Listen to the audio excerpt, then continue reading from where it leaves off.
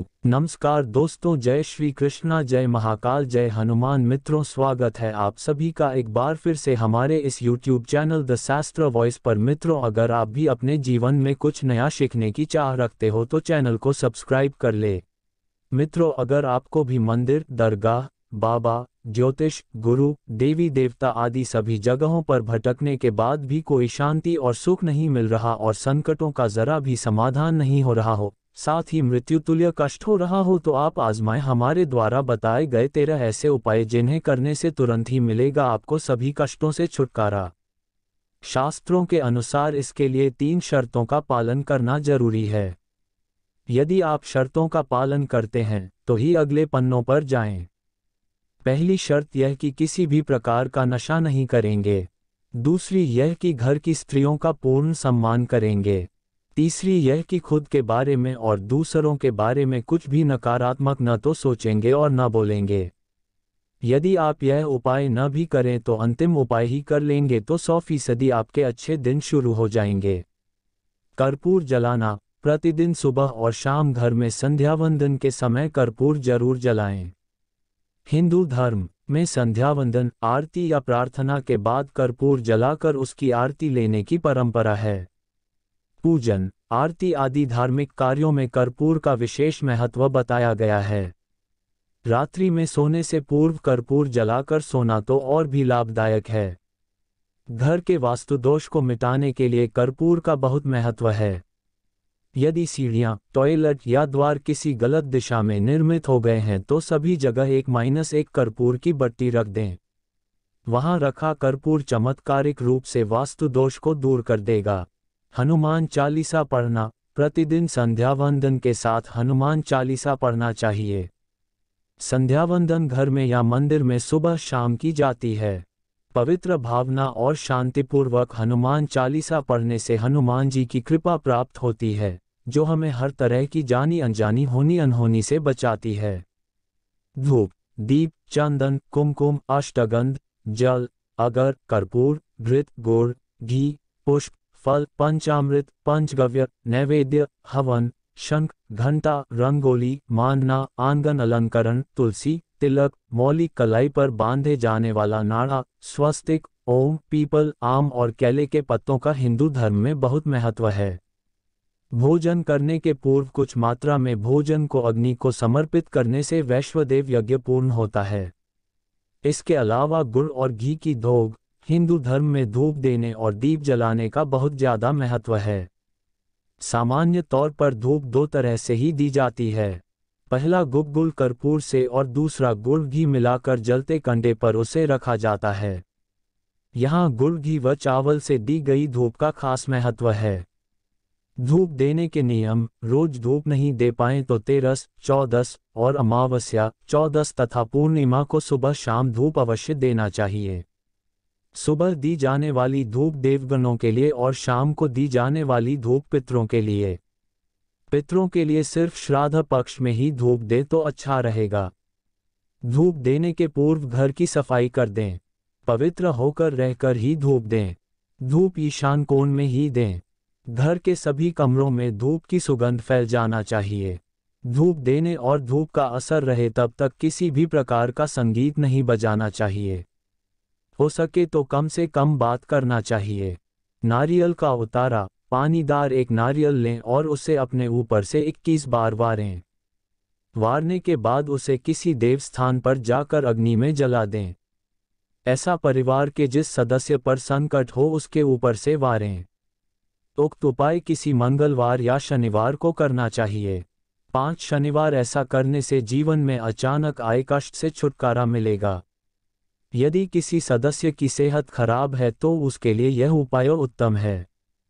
प्रति गुरुवार को मंदिर जाएं। शिव के मंदिर में सोमवार, हनुमान के मंदिर में मंगलवार, दुर्गा के मंदिर में बुधवार, काली और लक्ष्मी के मंदिर में शुक्रवार, शनि के मंदिर में शनिवार और विष्णु के मंदिर में रविवार को जाने का उल्लेख मिलता है। गुरुवार को गुरुओं का वार माना गया है। हालांकि गुरुवार का महत्व इसलिए नहीं है कि वह गुरुओं का वार है। दरअसल रविवार की दिशा पूर्व है किंतु गुरुवार की दिशा ईशान है। ईशान में ही सभी देवताओं का स्थान माना गया है, इसलिए जो व्यक्ति गुरुवार को मंदिर जाता है वह सभी देवताओं को प्रसन्न करता है। देवताओं के गुरु बृहस्पति हैं। हिंदू धर्म में रविवार और गुरुवार को पवित्र और सर्वश्रेष्ठ दिन माना जाता है। इस दिन मंदिर जाने का महत्व अधिक है। दोनों में गुरुवार को प्रथम माना गया है। प्रतिदिन मंदिर जाने से सकारात्मक भावना का विकास होगा और यह आपके मन और मस्तिष्क के लिए जरूरी है। यह भावना कई तरह के संकटों से बचा लेती है। शास्त्रोक्त समय का रखें ध्यान। पूर्णिमा और अमावस्या। मान्यता के अनुसार कुछ खास दिनों में कुछ खास कार्य करने से बचना चाहिए। खास कार्य ही नहीं करना चाहिए बल्कि अपने व्यवहार को भी संयमित रखना चाहिए।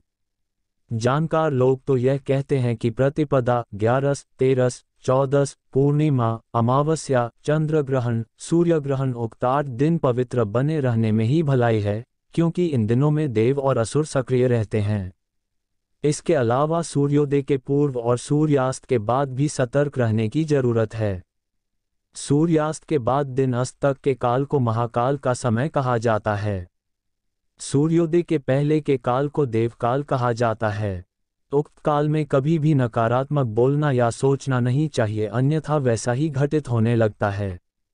सच बोलें, वादा निभाएं। प्रचलित मान्यता और जनश्रुति के अनुसार आपको आपके पितर और देवता सुन रहे हैं। आप जो कुछ भी बोलते हैं वह आवाज या ध्वनि विद्यमान रहती है। आपके बोलने का असर होता है। देवता उनके साथ है जो सच बोलते और वादा निभाते हैं। बहुत से लोग अपने स्वार्थ के लिए या निष्प्रयोजन झूठ बोलते रहते हैं। वे हर वक्त झूठी कसम खाते रहते हैं। उनमें भी वे लोग अपराधी हैं जो कसम खाकर, झूठ बोलकर और धोखा देकर अपना माल बेचते या व्यापार करते हैं। बहुत से लोग कई तरह का वादा करके मुकर जाते हैं। यदि आप में इस तरह की आदत है तो इसे सुधारना जरूरी है, अन्यथा आपकी प्रार्थनाओं और कामनाओं का कोई महत्व नहीं। गाय, कुत्ते, चींटी और पक्षियों को भोजन खिलाएं। वृक्ष, चींटी, पक्षी, गाय, कुत्ता, कौवा, अशक्त मानव आदि प्राणियों के अन्न जल की व्यवस्था करने से इनकी हर तरह से दुआ मिलती है। इसे वेदों के पंचयज्ञ में से एक वैश्वदेव यज्ञ कर्म कहा गया है। यह सबसे बड़ा पुण्य माना गया है।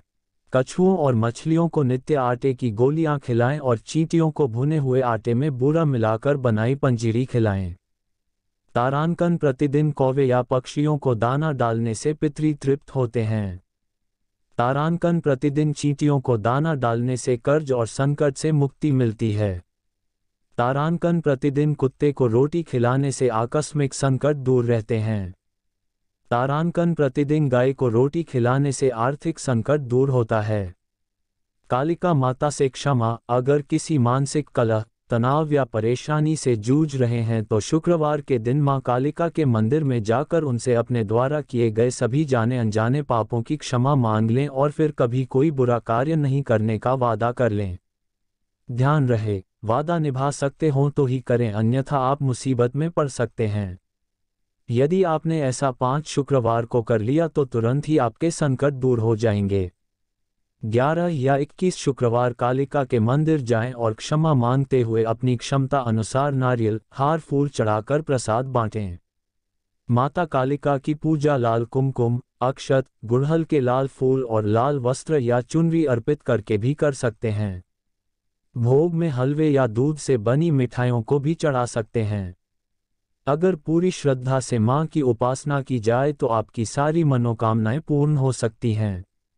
अगर मां प्रसन्न हो जाती हैं तो मां के आशीर्वाद से आपका जीवन बहुत ही सुखद हो जाता है। जल अर्पण। एक तांबे के लोटे में जल लें और उसमें थोड़ा सा लाल चंदन मिला दें। उस पात्र को अपने सिरहाने रखकर रात को सो जाएं। प्रातः उठकर सबसे पहले उस जल को तुलसी के पौधे में चढ़ा दें। ऐसा कुछ दिनों तक करें। धीरे धीरे आपकी परेशानी दूर होती जाएगी। हनुमान जी को चढ़ाएं चोला। 5 बार हनुमान जी को चोला चढ़ाएं तो तुरंत ही संकटों से मुक्ति मिल जाएगी। इसके अलावा प्रति मंगलवार या शनिवार को बड़ के पत्ते पर आटे का दिया जलाकर उसे हनुमान जी के मंदिर में रखाएं। ऐसा कम से कम 11 मंगलवार या शनिवार को करें। छाया दान करें। शनिवार को एक कांसे की कटोरी में सरसों का तेल और सिक्का, रुपया पैसा डालकर उसमें अपनी परछाई देखें और तेल मांगने वाले को दे दें या किसी शनि मंदिर में शनिवार के दिन कटोरी सहित तेल रखकर आ जाएं। यह उपाय आप कम से कम 5 शनिवार करेंगे तो आपकी शनि की पीड़ा शांत हो जाएगी और शनिदेव की कृपा शुरू हो जाएगी। जप से मिलेगी संकटों से मुक्ति। सभी तरह के बुरे काम छोड़कर प्रतिदिन राम के नाम, गायत्री मंत्र या महामृत्युंजय मंत्र का जाप शुरू कर दें। ध्यान रहे इसमें से किसी एक मंत्र का जाप ही करें। कम से कम 43 दिनों तक लगातार इसका जाप सुबह और शाम नियम से करें। इस जाप का असर जब शुरू होगा तो संकट भी धीरे धीरे दूर होने लगेगा। उक्त जाप के दौरान झूठ न बोलें, तामसिक भोजन न करें और किसी भी प्रकार का नशा न करें, अन्यथा इसके बुरे परिणाम भी हो सकते हैं। राम का नाम तो आप दिन भर जप सकते हैं। कलयुग में राम के नाम से बड़ा कोई उपाय नहीं।